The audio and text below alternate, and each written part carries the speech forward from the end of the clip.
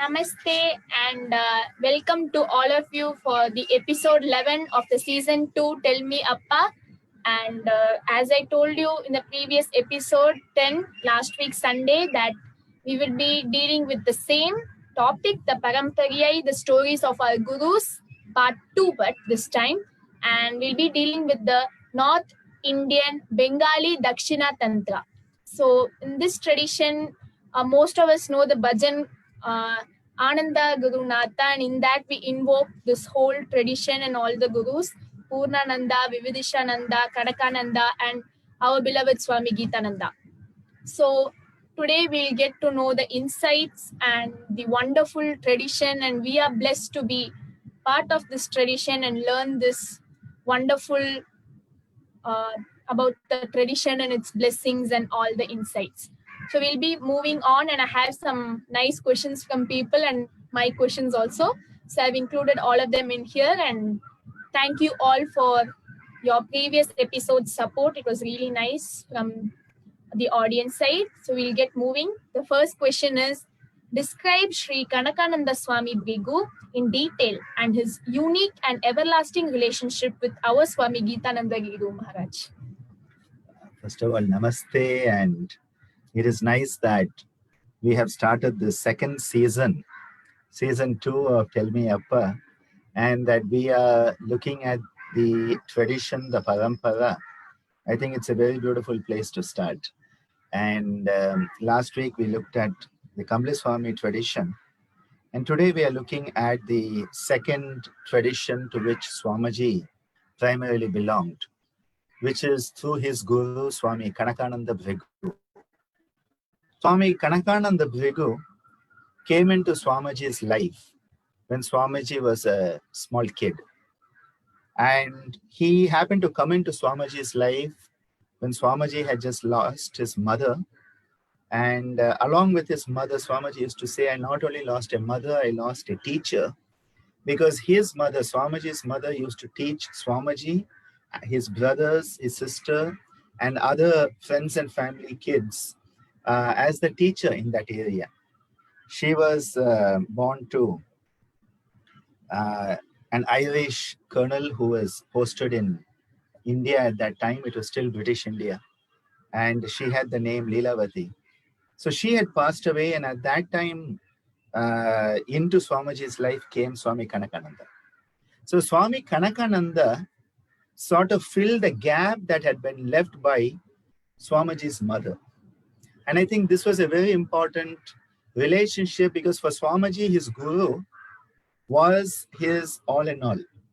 We often talk about it. We say, Tvameva Mata cha Pita Tvameva, Tvameva Bandhuscha Saka Tvameva, Tvameva Vidya Dravidam Tvameva, Tvameva Sarvam Mama Deva Deva. I think this was very apt for Swamiji, and when he used to sing this mantra, there was so much of heart in it, because I think he was thinking of his guru at that time. Because his guru, Swami Kanakananda, came into his life and became his mother principal, basically. And was his guru, was his teacher, was his guide, was his friend, was his mentor. And from that period where he came into Swamiji's life, till the time Swamiji went to the United Kingdom to do his medical studies at the age of 17, the influence that Swami Kanakananda Brigu had on Swamiji is beyond any words. So who is this Swami Kanakananda Brigu? Swami Kanakananda Brigu's original Purva Sannyasa name, before he became Swami Kanakananda, was Ram Gopal Mujumdar, a Bengali name. That is, Mujumdars are the Bengali traditional people.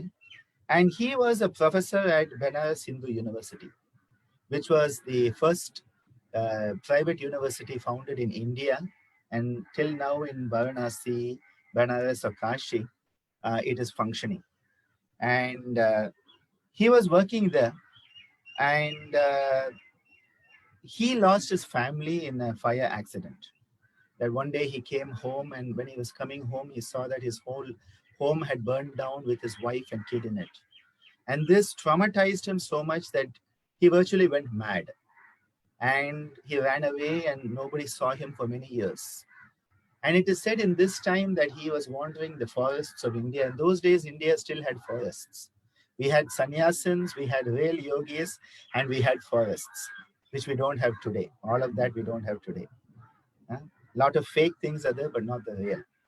And during this time that he was in the forest and going into the high Himalayas and roaming around North India, he came into the purview of the tradition where he learned from his Guru Swami Vivadishananda, who was a student of Swami Purnananda.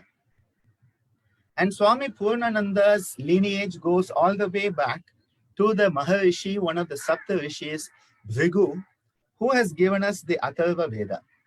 And that is why in this tradition, the energy work, which is very much part of the tantric tradition, is a foundational principle of all our practices. All the practices are based on energy because of that.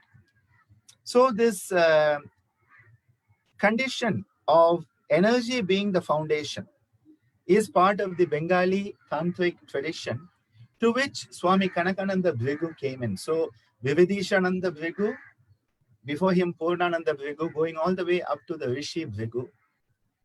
Simultaneously, this lineage also was parallel to the lineage that Swami Yogananda, who went to the USA and wrote the autobiography of a yogi, his lineage was a parallel to it. So you had Lahari Mahasaya, and you had Babaji and Yukteswar. So the Yukteswar, who was the Guru of Swami Yogananda, Lahari Mahasaya, and then going all the way up to the Babaji, who is believed to still be alive in the high Himalayas. So this is a parallel tradition. It is not the same, but it is parallel. And this is why at one point, Yukteswar, he sends Swami Yogananda to go and meet Ram Gopal Mujumdar, that is Swami Kanakananda, who was also known as Kannoya. Kannoya is the person who never sleeps. So Swami Kanakananda was known for two things. One, he could keep on talking non-stop. And the second thing was he never slept. The sleepless saint. And he used to go to places. In those days, we had the wonderful village fairs in India. And he would start giving a satsang, and it would go on day and night and day and night and day and night. For days and days, people would come, listen, sleep, get up, go have the bath, go to work, come back and continue. And he would continue. He had that Vak Siddhi, the capacity to speak continuously. And this became then part of Swamiji's tradition. And I think all of us, we have inherited that part, that we keep on talking. Hopefully it is sense most of the time. So Swami Kanakananda was known as Kannoya, Ram Gopal Mujumdar, and Swami Kanakananda Bhrigu. And there is the story in the autobiography of the yogi where Yukteswar, he sends Yogananda to meet Ram Gopal Mujumdar. And there's a very beautiful part in the book, a couple of pages that talks about it. And at the end, one of the back problems that Swami Yogananda had is rectified by Swami Kanakananda. And he says he just blessed me or something. Swamiji used to say, actually, Swami Kanakananda gave him a back walk. The spinal walk, Danda Yatra, which we teach in our Chikitsa tradition of the Gitananda school, we have a thing where you put the person down and you give them a back walk, a spinal walk, and it rectifies this. And Swamiji used to say, Kanakananda gave Yogananda a back walk and rectified his back problem. So Swami Kanakananda, because of the modern education, he had that discerning, scientific, rational, modern approach. Plus, he got into this amazing tantric tradition, the right-hand tantra, which is about energy. And so he was able to bring that together. And in the period of maybe 7 or 8 years that he and Swamiji were together in Maharaj Ganj at the ancestral home, I think it was like time stopped still. And the transfer of wisdom and knowledge that happened between Guru and Shishya is beyond compare. And that is what then Swamiji further refined through his medical scientific knowledge, and which we continue today. Wow, that was a nice insight, and we all got to know who Swami Kanakananda was, and such a great man, like from how he evolved, like as we all know that Swamiji, at an age where people would retire and enjoy life, sort of like from their home or whatever. He came and built a whole new cosmos for all of us to be in. And same with Kanakananda Swami, because he lost his family and easily he could have just left everything, but still bring up such a wonderful tradition which is carried on till date. And it's really nice to know the insights and the wonderful insights of it. I think one thing about Swami Kanakananda, I must say, is that he was able to guide Swamiji, and in such a way that Swamiji used to say that if it had not been for Swami Kanakananda, Swamiji would have been the world's biggest villain ever. He said, Hitler, Napoleon, Lenin, all of these people would have been nothing. And he said, my guru spoiled me because he caught me young and he put me on the path of Dharma. So I think, we owe it to Kanakananda that he brought Swamiji onto the path of yoga, without which we would not have this magnificent tradition. Very true. Okay, so moving on to the second question. We know that Swami Kanakananda was also known as the sleepless saint. We know Swamiji only slept around 3 hours a night from what Ammaji told us. And I know from seeing the times you, Dr. Ananda, are still working up late from emails, etc., that you also do not sleep very much, yet still so full of life. Will you share with us the secret of this tradition? I seriously need more hours in my day. Well, that's not from me. I'll mention it later. See, one thing is that for those of you who think I don't sleep, I sleep quite a bit. And I believe that sleep is a very necessary component of one's life, because it enables you to recuperate. And I personally have found that what I do is I work a lot, but when you work with full intensity. Then when you sleep with full intensity. And in that sleep, what you have worked stays with you deeper, because you put it into your subconscious, unconscious, which can then process it. You get up the next day and that knowledge, that wisdom has grown tremendously. I think the key here is that more than sleeping or not sleeping, I think the key here is that every moment is lived fully. I think that is the key that we need to understand of Swami Kanakananda and Swamiji, is that, and Ammaji also, is that every moment has to be lived fully, which means it is lived with intensity. Now, intensity is not easy to live with, which is why, whether it is you, Anand Raj, Devasena, myself, Ammaji, we all know that what happens is sometimes things are too intense. In most families, that intensity is not there. So people can just be nice and laze around and all. But here, because of Swamiji's training, what happens is we are constantly intense all the time. And this intensity can actually become sometimes a bit too much. But this is the intensity one needs, which comes from the focus, which is basically dharana. And it is the focus of dharana that enables a meditative state of dhyana to manifest in everything you do, so that whatever you do is done with skill in action, karmasu kaushalam. Hence, what I feel here is the lesson to be understood in this tradition is intensity is the key. Because it is only when the light which is scattered every place has no power. But when you focus it into a laser beam, it becomes very, very powerful. The mind is like that. The mind which is scattered needs to be focused into one pointed focus. Patanjali tells us, Sarvartha Eka Gradayo Shayodayo. He says that the mind which is all pointed has to become one pointed. And then this going up and down, Shayodayo, that is there like the waves. You have to find the gap between that.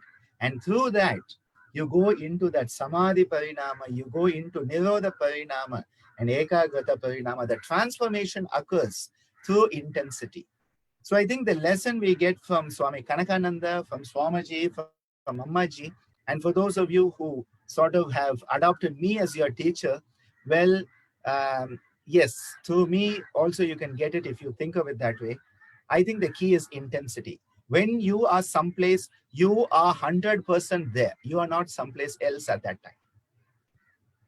That's very important that, whatever you're doing, focus on it. And like some people, they study for 10 hours. Like from my life, that's the main thing I've been doing all these years is when you study, like it doesn't really determine you have you studied 1 hour or 5 hours. But in that 1 hour, if you really focus on it, like you can achieve something that maybe some people are doing it in 5 hours. So everyone has that capacity. And as you said, to live every moment to the fullest and to the best of our abilities. Very true. It is about being in the moment completely. So if we are on live Facebook now, we are talking, we should be here fully. We cannot be someplace else at this time. If you are in the puja, you are there fully. If you are learning, you are there fully. If you are teaching, you are there fully. If you are eating, you are there fully. And when you are sleeping, you are there fully. So you are fully in the present moment. That is the key. And that is why the present moment is the moment where the transformation can occur. It is the place where the choice can be made. And I think that is the greatest teaching that Swamiji has given us. Okay, so moving on to the next question. Actually, this question, I think many of you will adopt this question, and even that's part of my question. I didn't ask it before, but I would have. Why did Swamiji choose to come to live in Pondicherry, and in which language he spoke? If he knew Tamil or if he communicated in English? Swamiji, I don't know whether he really chose to come to Pondicherry or that destiny made him come to Pondicherry. It's a big thought because often I wondered that he could have settled any place in the world and been successful. And why did he have to come to Pondicherry? Why did he have to come to Kamliswami Madam and become part of the karma of Kamliswami Madam? Is something that I've always thought a lot about. So I believe that definitely destiny has played a role. And Swami Shankaragiri, who was the Madhadipati before Swamiji at Kamliswami Madam, he believed that Swamiji was an incarnation of Kamliswami. And many times, as a young kid, he used to tell me that he said, your father is the incarnation of Kamliswami. Now, when I've talked to Swamiji about it, when I talked to your grandfather about it, Swamiji used to say, no, Kanakananda was the incarnation of Kamliswami. Because if you look at the date that Kamliswami attained Mahasamadhi, Kanakananda was born soon after that. Now, one side we say Kamliswami attained Mahasamadhi, didn't come back. But Swamiji said he felt Kamliswamigal came back as Kanakananda. And he said Kanakananda never has to come back again. He said Kanakananda, he himself, Swamiji used to say that he had met all the great gurus. He said the only really truly enlightened person I have met is Swami Kanakananda. And he said Kanakananda definitely doesn't have to come back again. He has attained moksha, mukti, nirvana, kaivalya, whatever you call it. So Swamiji felt that Kanakananda was the reincarnation of Kamliswamigal, which explains why Swamiji had to come to Kamliswami Madam. This is why to sort of complete that cycle, that the Ashtanga Yoga of Kamliswami, which had been lost, had to come to Kanakananda to Swamiji. He had to come back to Kamliswami Madam to bring it back. This is the only way I can understand it. The actual thing which happened was Swamiji was invited to come and set up a hospital at Auroville. And this is why he actually came to Pondicherry initially. Then when he came here, he found out it was a big scam and that they were just trying to make money and there was not going to be a hospital. And he said, I'm not going to be part of your scam, which is to make money without even building a hospital. He came to help build the hospital, set it up. And then he started roaming around. And at that point, he went to Kamliswami Madam. And Swamiji says that he had earlier been to Pondicherry once and had visited and maybe met, I think, either Shanmuga Swami or Velu Swami, most probably Shanmuga Swami. And he used to talk about the time French were in Pondicherry, having a guillotine, cutting off people's heads like they used to do in Paris. They used to do the same thing here. We have hidden it in our Pondicherry history, but Swamiji said he remembered the sound of the guillotine knocking heads off in those days. And then Swamiji realized that this was the place, the Siddha Bhumi, the place where Agastya and so many Siddhas have lived, and the power of Kamliswamigal. So Swamiji's explanation that Kanakananda was a reincarnation of Kamli Swamigal. To me, makes the circle complete. Why Swamiji had to come here and become part of this. And this is where these traditions came together. What about the language? Swamiji primarily always spoke English. He once in a while used to speak a few words in Hindi. Basic Hindi was there. Tamil, he learned enough to understand. It's like with Ammaji. She will understand perfectly if you're speaking in Tamil. But every time Swamiji or Ammaji would like to speak in Tamil, what would happen is people will start speaking in English to them, which is why that they never got that chance to fully manifest the Tamil. But as a kid, because I was born and brought up here, it became easier for me.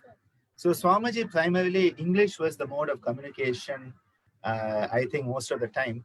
He used to be able to speak a little bit of French, a little bit of Italian, and a little bit of German. You know, he had picked up during World War and then his other times. But I would say that primary mode of communication for Swamiji was always English. He had a very good grasp of Sanskrit and the intuitive understanding of the Sanskrit words and the root behind it, which many Sanskrit scholars don't have. Swamiji went straight to the root of what the sound was. And that then Ammaji also has that from it. Okay, so finally we have a question. Why it is okay to have two traditions merged when we say to find your guru or tradition and stick to it? Well, normally when we talk about it, we say, find your tradition, stick to it, and go deep in it. Because Patanjali's teaching is Eka Tattva Abhyasa. Take one principle, go deep in it, and we say, don't be a puddle digger, be the well digger, be the mind digger, go down and, hit the gold, hit the oil, hit the diamonds, not just puddles every place. But here, it was not two traditions. As I said, for me, this coming together of Kamli Swami, Kanakananda, and Swamiji being the bridge that brought them together, I don't see it as two different traditions actually coming together. It was actually two things that had gone apart and they were being brought together. It's like two pieces were being put together rather than two new things being put together. And again, primarily the yoga techniques, all the yoga techniques and concepts that we teach are Swami Kanakananda's teachings. They are not from Kamli Swami or Shankaragiri. Kamli Swami tradition has given more the ritualistic, the spiritual tradition, and the connection to the Saiva Siddhanta. Even the mantras? The mantras also, in fact, when we work with the chakras, what we have is that we have the chakra bijas, which are primarily Bengali tantric, but then we have the Gayatri mantras for the chakra, which is the Saiva Siddhanta. So that is one place it comes together. So with the mantras, yes, the rituals and the living connection with the gurus here. But the techniques as such, be it the Hatenas, the Loma Viloma, the Surya Namaskar, whatever it may be, Anuloma Viloma, the Yoga Nidra, the Savitri Pranayama, the Pranava, these are all from Swami Kanakananda. So it is not like many things, it's not like you have picked up asana from Kanakananda and Pranayama from Kamli Swamigal, which is what people do. They go to the Iyengar tradition, pick up some asana, then come here and want to pick up Pranayama, and then go to, the Vipassana to pick up meditation, and then they make a potpourri of it. So here it is not like a potpourri, it is actually the traditions coming together. And what I feel is that when there is a natural coming together, certain things come together naturally. They can be mixed. There are things that can be mixed. And it is like with the music and the dance. There are different things that can be mixed, but there are things which cannot be mixed. And people try to mix it and then it becomes artificial. So again, it is of one tradition being followed.